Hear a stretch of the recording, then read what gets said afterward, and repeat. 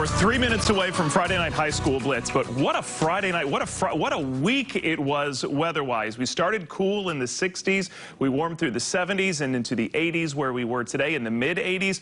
Going to be different next week. Every day going to be in the 70s, and we will bring rain back as well. Here's what we've got Saturday, though. Remember, the cold front coming through overnight tonight.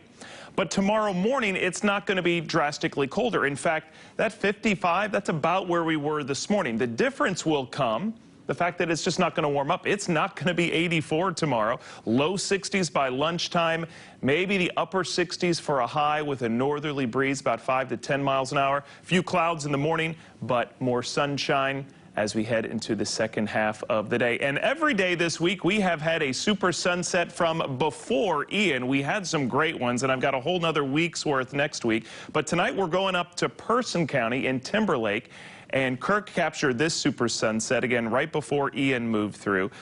We like this view a lot better than the view we had last Friday. I'm going to put this on my Twitter, Instagram, and Facebook page just as soon as the news is over. So there's the cold front. Again, it's about to enter our area now, and behind it there will be some colder air and high pressure, which means we'll have a dry, nice weekend, but it is going to be cooler. It's just going to take a while for that cool air to get in. Now, if you just were to compare temperatures, this weekend's highs in the 60s look a lot like last weekend's highs in the 60s. But of course, last weekend we had the rain, the wind, and the clouds, and the cleanup, and the waiting for our power to come back on.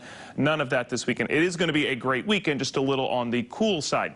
Now, that's during the day. In the morning time, like I said, this morning it was the mid-50s, and that's about where we'll be tomorrow morning.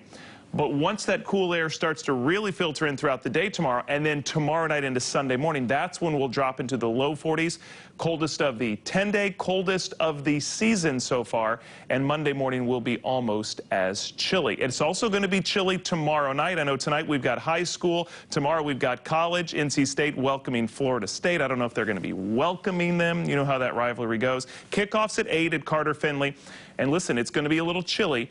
Most of the temperatures throughout the game in the 50s. And we continue to keep an eye on Tropical Storm Julia down in the Caribbean. It's a little better organized as we look at the satellite tonight. The winds are a little bit stronger, but not much has changed with the forecast track. Could be Hurricane Julia headed for Nicaragua sometime later this weekend, but no impacts in the United States, thank goodness. So a cool weekend in the 60s. We'll transition to a warmer Columbus Day on Monday with highs in the low 70s. Mid-70s Tuesday and Wednesday, including for the Hurricanes home opener on Wednesday. Great tailgating weather. I don't know if the first day of the state fair is going to have great weather because we do have a few scattered showers, but another cold front that'll clear us out and cool us off for next weekend with another round in the 60s.